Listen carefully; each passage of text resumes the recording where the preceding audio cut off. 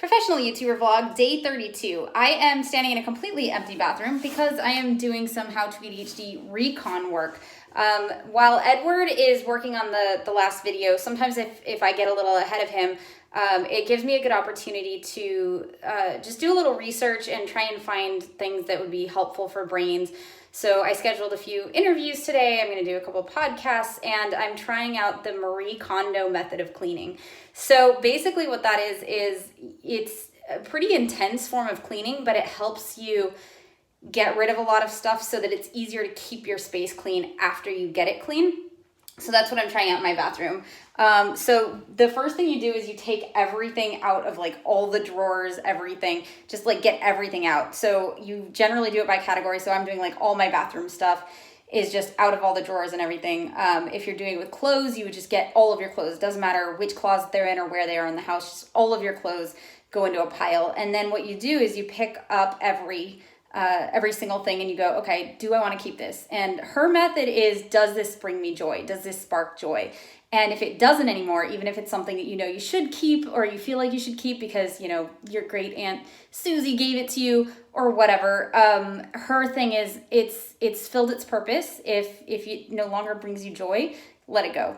So the idea is that you no longer walk into your place and get really overwhelmed by everything that's there. So there are some things in my bathroom that don't bring me joy, but you know, like stop the blood if I cut my finger, like Band-Aids. I'm not sure where that falls, but I feel like if it's functional, keep it. So I'm going through it now.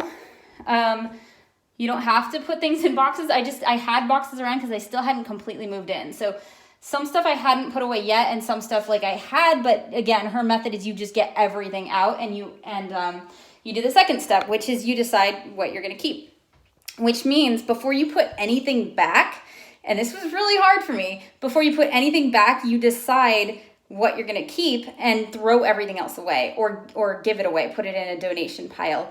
And you do that so that you don't stop halfway through and start putting things away and then like get distracted, I guess.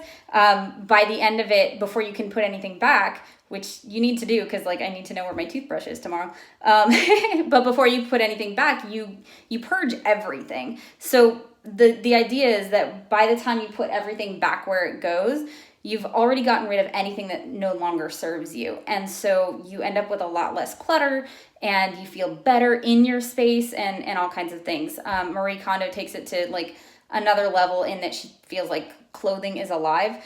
And if you're having trouble letting something go, or things are alive. So if you're having trouble letting something go, thank it and then let it go. So if it's something that you've been keeping for sentimental reasons, but you're never going to wear it, and it makes you feel guilty every time you see it, like thank it for coming into your life and let it go is her way of doing it. So I'm kind of in the middle of the process right now. I've gotten one box sorted and I'm like, that's stuff I want. It feels really good to see like the trash bags filling up actually, and know that I'm actually gonna have a functional bathroom, which is wonderful because I should have showed you the before, but this entire counter was full of stuff to the point where like I found out I had like 3 things of hairspray on the counter, and like in one of the drawers I had apparently like 4 packages of Midol, but I didn't know it. It was like, not one in the drawers, in like all of the drawers. So it helps you figure out what you have and make it so that you don't have to keep buying duplicates, I guess, as well. So you don't end up with as much clutter because you can't find something, so then you have to go out and buy it again. So I will keep you posted, but yeah, this is to see if it might be helpful to share this on the main channel. So if you guys have tried the Marie Kondo method, let me know, and I will keep you posted on how this goes. Again, the whole point of it at the end is to make it so that you're not just cleaning once, but it's really easy to keep clean, because when you start putting things back, everything has a place. So again, the steps are, first, take everything out, like put everything in a pile in the middle of the room. Pick things up and say, okay, how do I feel about this? Do I want to keep this? And if you do, great. If not, trash it or put it in a donate pile.